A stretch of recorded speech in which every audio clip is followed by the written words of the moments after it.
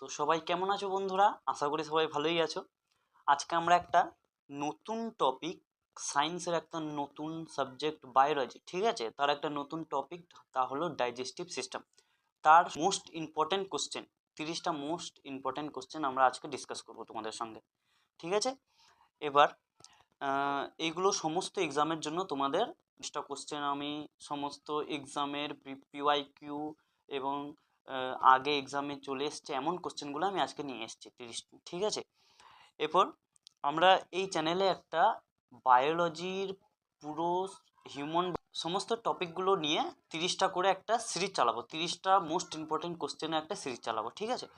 তা তোমরা দেখতেই পাচ্ছ এখন স্ক্রিনে। আজকে আমরা পড়বো ডাইজেস্টিভ সিস্টেম, দেখো। তারপরের দিন আমরা পড়বো ব্লাড সার্কুলেটরি সিস্টেম, তারপরের দিন আমরা রেসপিরেটরি সিস্টেম, এইভাবে আমরা পরপর এগিয়ে যাব। বায়োলজি সমস্ত টপিকে 30টা করে কোশ্চেন নিয়ে নেবো আমরা, ঠিক আছে? এবার চলে যাচ্ছি আমরা কোশ্চেনের দিকে 30টা, কারণ সময় কম আছে আমাদের।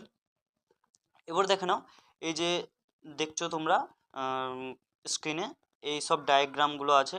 এবার ডায়াগ্রাম যখন আমি তোমাদের কোশ্চেনগুলো করাবো তখন ডায়াগ্রামের একটু প্রয়োজন হতে পারে, ঠিক আছে? তাহলে তোমরা আর কি একটু ভালো করে বুঝবে। এবার এই ডায়াগ্রামগুলো দেখে নাও, ঠিক আছে? এই ডায়াগ্রামগুলো, আর এটা হচ্ছে আমাদের আরেকটা স্যার, যে তোমাদের কিছুদিনের পরেই এই ম্যাথের সিরিজ চালাবে, ঠিক আছে? তো আমরা প্রথম কোশ্চেনের দিকে এগিয়ে যাই। এটা হলো ডাইজেস্টিভ সিস্টেমের মূল। হ্যাঁ, আশা করি তোমরা পড়েই হবে, যেহেতু তোমরা এখন প্র্যাকটিস সেট করতে এসছো, তো অবশ্যই তোমাদের এই ব্যাপারে একটু বেসিক নলেজগুলো হবেই। তাহলে প্রথম কোশ্চেনের দিকে আমরা এগিয়ে যাচ্ছি। প্রথম কোশ্চেন, একটু এটা ছোট করে নিচ্ছি। প্রথম কোশ্চেনটা হলো, নিচের মধ্যে কোনটি চর্বির ইমালসিফিকেশনের জন্য জড়িত? চর্বি বলতে, এখানে চর্বি বলতে যেটা আমরা ইংলিশে বলি ফ্যাট, ঠিক আছে? এরপর ইমালসিফিকেশন মানে হয়ে গেল তোমার বড় বড় যে খাবার বা ফ্যাটগুলো, যেগুলো ছোট করে ভাঙবে এবং হজমে সাহায্য করবে। এটা আমাদের কার সঙ্গে জড়িত? এই কোশ্চেনের অ্যান্সারটা হবে আমাদের ডি, ঠিক আছে? কোশ্চেনের অ্যান্সারটা ডি। যেমন এর পরের ব্যাখ্যাটায় কোশ্চেনের অ্যান্সারটা ডি আছে, দেখো। চর্বির ইমালসিফিকেশনে লিভার জড়িত। ইমালসিফিকেশন আমি তোমাকে আগেই বললাম যে ইমালসিফিকেশন হলো চর্বিকে ছোট রক্তকোষে ভাঙার প্রক্রিয়া, যাতে এনজাইম কাজ করতে পারে এবং খাবার আরও সহজে হজম হয়, ঠিক আছে? এরপরে কোশ্চেনে আমরা চলে যাই। পরের কোশ্চেনটা হলো, দাঁতের ক্ষয়ের ফলে ড্যাশ হয়। এবার দাঁতের ক্ষয়ের ফলে কি হয়? দাঁতের ক্ষয়ের ফলে আমরা জানি যে নরম দাঁতের এনামেল হবে, ঠিক আছে? তো এখানে অ্যান্সার নাম্বার এ, ঠিক আছে? অ্যান্সার নাম্বার এ হবে। পরের কোশ্চেনে আমরা একটু তাড়াতাড়ি চলে যাই, কারণ আমাদের কাছে সময় একটু কম আছে, তাই যতটা পারবো তাড়াতাড়ি করার চেষ্টা করবো, তাহলে তোমাদেরও একটু এগুলোতে একটু সময় কম লাগবে। পরের কোশ্চেন আমরা বলছি। তো এবার আমরা পরের কোশ্চেনে যাচ্ছি, ঠিক আছে? পরের কোশ্চেনটা হলো, কার্বোহাইড্রেট, প্রোটিন এবং চর্বির সম্পূর্ণ হজম কোথায় হয়? এরপর যারা ডাইজেস্টিভ সিস্টেম পড়েছো তারা হয়তো এই কোশ্চেনের অ্যান্সার খুবই ভালো করে দিয়ে দিতে পারবে, কিন্তু যারা পড়েনি, প্রথমবার দেখছে এক্সামে, তারা বেশিরভাগ ছেলে কি এক্সামে টিক করবে বলো তো? এক্সামে টিক করবে পাকস্থলী। সবাই ভাববে যে আমাদের সব কিছু তো হজম পাকস্থলীতেই হয়, কিন্তু নয়। কিন্তু অ্যান্সারটা হবে তোমার অ্যান্সার নাম্বার এ, ঠিক আছে? এ হবে অ্যান্সার, ঠিক আছে? অ্যান্সার হবে ছোট অন্ত্রে। এই দেখো, আমরা এই ডায়াগ্রাম এনেছি। তো এটা হলো আমাদের ছোট অন্ত্র, ঠিক আছে? এইখানেই আমাদের প্রোটিন, যেগুলো বলেছে প্রোটিন, কার্বোহাইড্রেট, এগুলো আমাদের এখানে,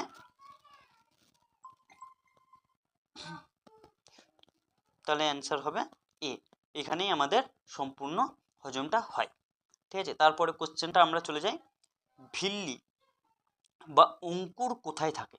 আমাদের ডাইজেস্টিভ সিস্টেমের মধ্যে একটা পার্ট হলো ভিল্লি, বা যাকে আমরা বলি অঙ্কুর, ঠিক আছে? ওইটা আমাদের কোথায় থাকে? তো এইটা অংশ, এই কোশ্চেনের অ্যান্সারটা হবে আমাদের ক্ষুদ্রান্তে, ঠিক আছে? আমি কালিটা একবার চেঞ্জ করে নিচ্ছি।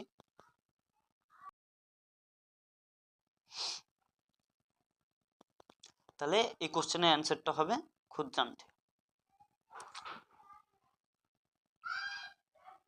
তাহলে অ্যান্সারটা হবে ক্ষুদ্রান্তে। এবার দেখো তোমরা ভিল্লিটা কি জিনিস? দেখো এটা হলো ভিল্লি, ঠিক আছে, তোমরা স্ক্রিনে দেখতে পাচ্ছ, এটাকে বলে ভিল্লি। এটা আমাদের কোথায় থাকে না, এটা আমাদের ক্ষুদ্রান্তে থাকে বা ছোট অন্তে থাকে। তো এর কাজ কি জানো?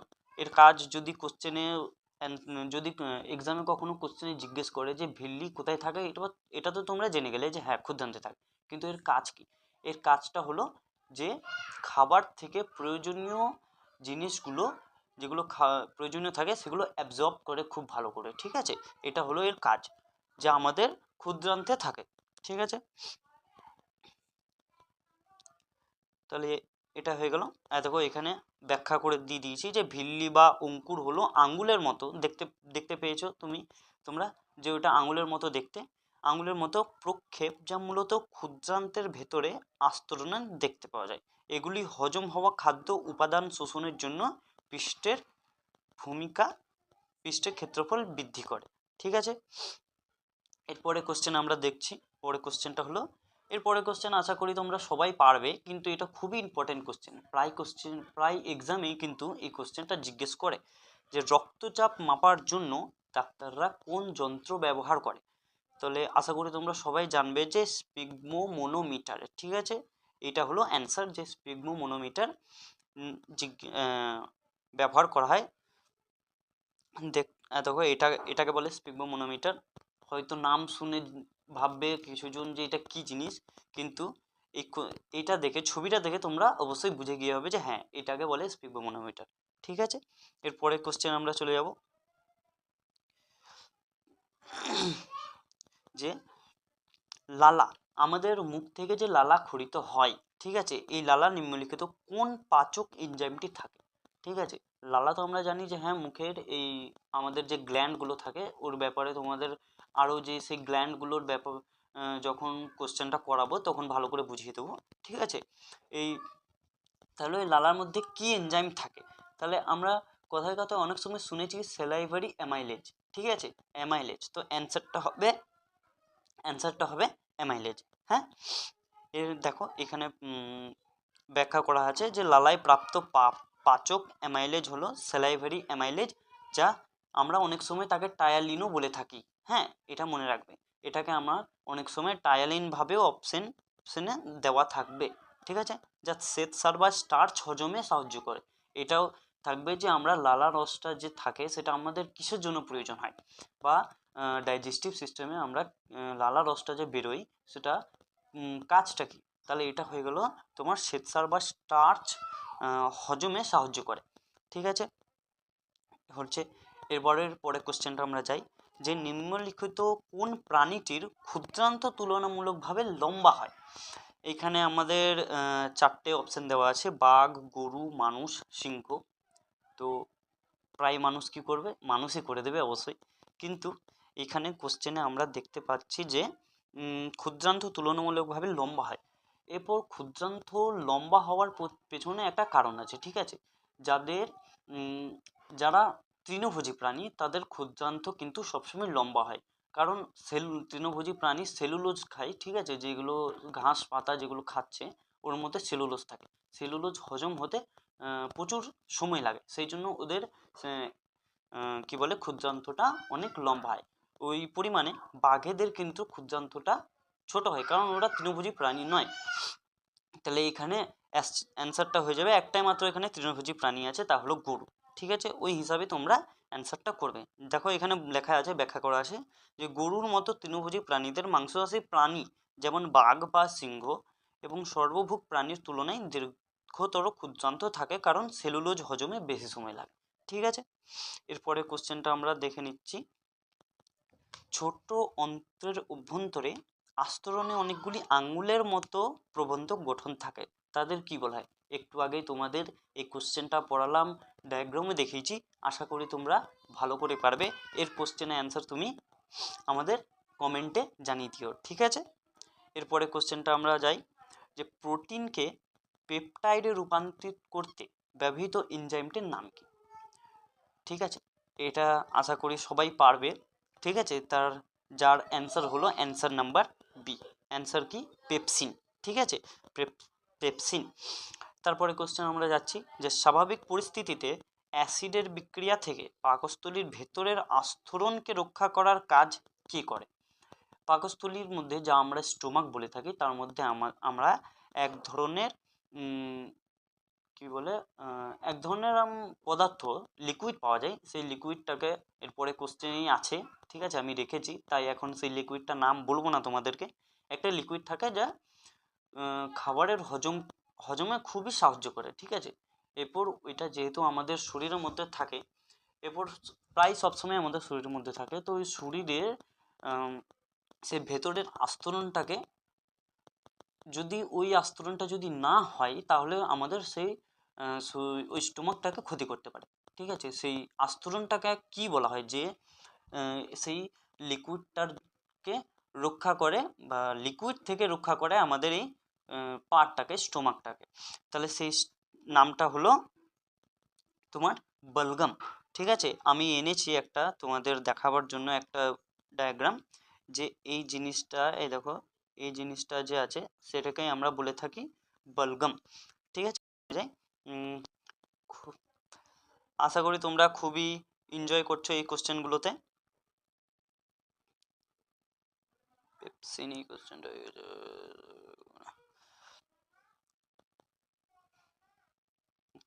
এরপরে কোশ্চেন, এটা তাহলে অ্যান্সার হয়ে যাবে তোমার বলগাম, ঠিক আছে। এরপরে কোশ্চেন আমরা চলে যাচ্ছি। পরের কোশ্চেনটা হলো নিম্নলিখিত কোন প্রাণীর ছোট অন্ত্র সব থেকে ছোট? এবার দেখো সব থেকে ছোট, এখানে আমরা ছোট অন্ত্র, তাহলে এখানে দেখতে পাচ্ছ গরু একটা তৃণভোজী প্রাণী, খরগোশ তৃণভোজী প্রাণী, ছাগলও তৃণভোজী প্রাণী, কিন্তু এখানে তোমরা দেখো যে সিংহ কিন্তু একটা মাংসভোজী প্রাণী। তাহলে এখানে অন্ত্র আমি তোমাদের একটু আগেই বলেছিলাম যে তৃণভোজী প্রাণীদের অন্ত্র একটু লম্বা হয়, কিন্তু এখানে সিংহ যেহেতু একটা মাংসভোজী প্রাণী, তাই এখানে অ্যান্সারটা সিংহ হবে। এদের ছোট অন্ত্র সব থেকে ছোট হয় এদের তুলনায়, ঠিক আছে। তাহলে এরপরে কোশ্চেনটা আমরা চলে যাচ্ছি। পরে কোশ্চেনটা হলো লার অ্যামাইলেজ বা স্যালাইভারি অ্যামাইলেজ কিসের হজমের সাহায্য করে? এর আগেই তোমাদের আমি বললাম যে স্যালাইভারি অ্যামাইলেজ আমাদের স্টার্চকে হজম করতে সাহায্য করে, ঠিক আছে। এই কোশ্চেনটা দেখতেই পাচ্ছ, আমি আরআরবি গ্রুপ ডির কোশ্চেন আছে এটা, ঠিক আছে। আরআরবি গ্রুপ ডির 2020 এই 2022-এর আছে। দেখো উত্তর অ্যান্সার ডি, লালাই অ্যামাইলেজ এনজাইম থেকে, যা স্টার্চ মল্টোজ এবং ডেক্সট্রিনে ভেঙে দেয়, ঠিক আছে। এগুলো তুমি মনে রাখবে, এগুলো কোশ্চেনে আসতেই পারে, না আসার কিছু নেই। এরপরে কোশ্চেনটা আমরা দেখতে পাচ্ছি স্ক্রিনের মধ্যে, যে লালায় উপস্থিত নিচের কোন এনজাইম স্টার্চের জটিল অণুকে সরল শর্করায় অণুতে ভেঙে দেয়, ঠিক আছে। তাহলে অবশ্যই অ্যান্সার তুমি এ হবে, ঠিক আছে। এর আগেই আমাদের বললাম যে লার অ্যামাইলেজ হবে অ্যান্সার। দেখে নাও এখানে যে লাইপেজ আমাদের কি করে, লাইপেজ করে চর্বি হাইড্রোলাইসিসে সহায়ক করে, চর্বি বলতে ফ্যাট, লাইপেজটা কি করে, তাহলে ফ্যাট হাইড্রোলাইসিসে আমাদের সহায়ক করে। ট্রিপসিন আমাদের কি করে না, ট্রিপসিন করে প্রোটিন হজমে সাহায্য করে, ঠিক আছে। ট্রিপসিনটা কি করে না, প্রোটিনে হজমে সাহায্য করে। পেপসিনটাকে কি করে, পেপসিন কিন্তু আমাদের প্রোটিনে হজমে সাহায্য করে না, প্রোটিনকে পেপটাইডে পরিণত করতে সাহায্য করে, ঠিক আছে। ঠিক আছে, তাহলে পেপসিন আমরা কি জানলাম, পেপসিনটা প্রোটিনকে পেপটাইডে পরিণত হতে সাহায্য করে। তাহলে এরপরে কোশ্চেন আমরা চলে যাই, যে মানুষের পাকস্থলীতে কোন অ্যাসিড থাকে, ঠিক আছে। এর আগেই তোমাদের আমি সেইটা দেখালাম, ডায়াগ্রামটা দেখিয়েছি। ডায়াগ্রামে দেখলে একটা তরল পদার্থ দ্বারা আমি তোমাদের ডায়াগ্রামটা দেখাই। এই যে তরল পদার্থটা আছে, সেই তরল পদার্থটা কি, তাহলে এই দেখো কোশ্চেন আমরা চলে এসেছি, যে তো অ্যাসিডটাকে কি বলে না, অ্যাসিডটা হলো HCl, হাইড্রোক্লোরিক অ্যাসিড। অনেক সময় তোমাদের HCl বলে লিখে দিয়ে দেবে, আর অনেক সময় তুমি হাইড্রোক্লোরিক অ্যাসিডও একে বলা হয়, ঠিক আছে।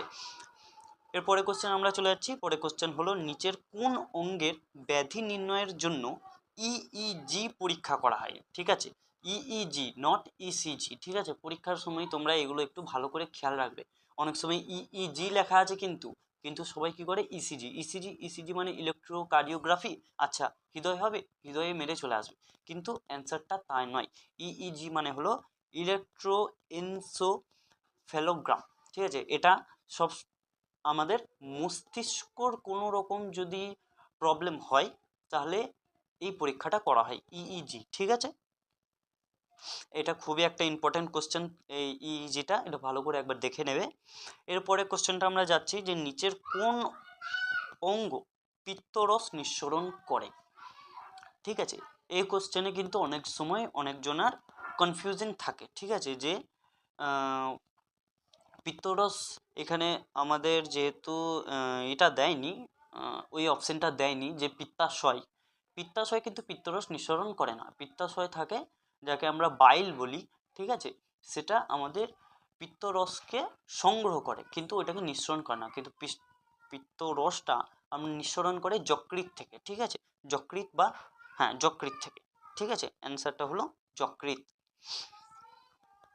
তাহলে এরপরে কোশ্চেন আমরা চলে যাচ্ছি। পরের কোশ্চেন হলো পচন শেষ হলে বা পাচন শেষ হলে প্রোটিন ড্যাশে পরিণত হয়, ঠিক আছে। পাচন শেষ হওয়ার পর প্রোটিনটা আমাদের অ্যান্সার হবে ডি, অ্যামাইনো অ্যাসিডে পরিণত হয়, ঠিক আছে। পরের কোশ্চেন আমরা চলে যাচ্ছি। পরের কোশ্চেন হলো মানুষের দ্বারা নিচের কোনটি হজম করা যায় না। মানুষের দ্বারা একটু আগে আমি তোমাদের বললাম না যে তৃণভোজী প্রাণীরা কিন্তু শাকসবজি সরি ঘাস পাতাগুলো খায়, এবং ঘাস পাতায় কি থাকে না সেলুলোজ থাকে। সেলুলোজ কিন্তু মানুষ হজম করতে পারবে না, ঘাস খেলে মানুষ কিন্তু হজম করতে পারবে না।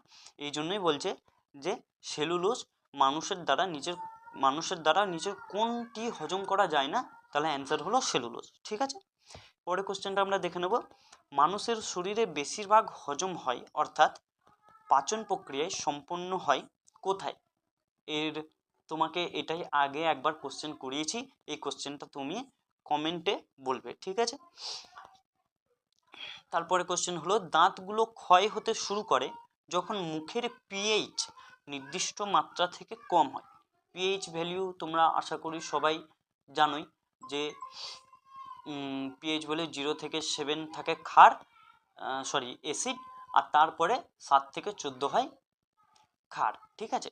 তাহলে এরপর এবং 7টা কিন্তু নিউট্রাল থাকে, ঠিক আছে।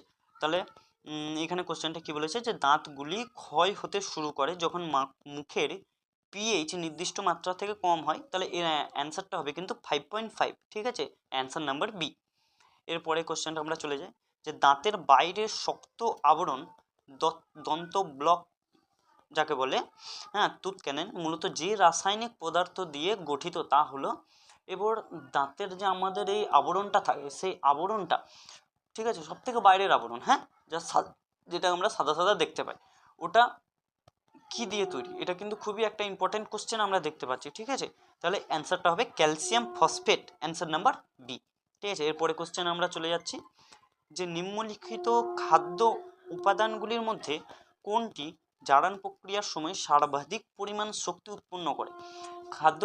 এরপর এই কোশ্চেনটা তুমি হয়তো বুঝতে পারছো না, তাহলে একটু ভালো করে বুঝিয়ে বলি যে প্রোটিন, ফ্যাট, ঠিক আছে, প্রোটিন, ফ্যাট, গ্লুকোজ, তারপর ক্ষার, এগুলো থেকে প্রত্যেকটা থেকে আমরা গ্লুকোজ থেকে আমরা একটু এনার্জি পাই, ঠিক আছে। এরপর সব থেকে বেশি এনার্জি আমরা কোনটা থেকে বেশি পাই, তাহলে সব থেকে বেশি আমরা এনার্জি পাই ফ্যাট থেকে, ঠিক আছে, অ্যান্সার নাম্বার বি।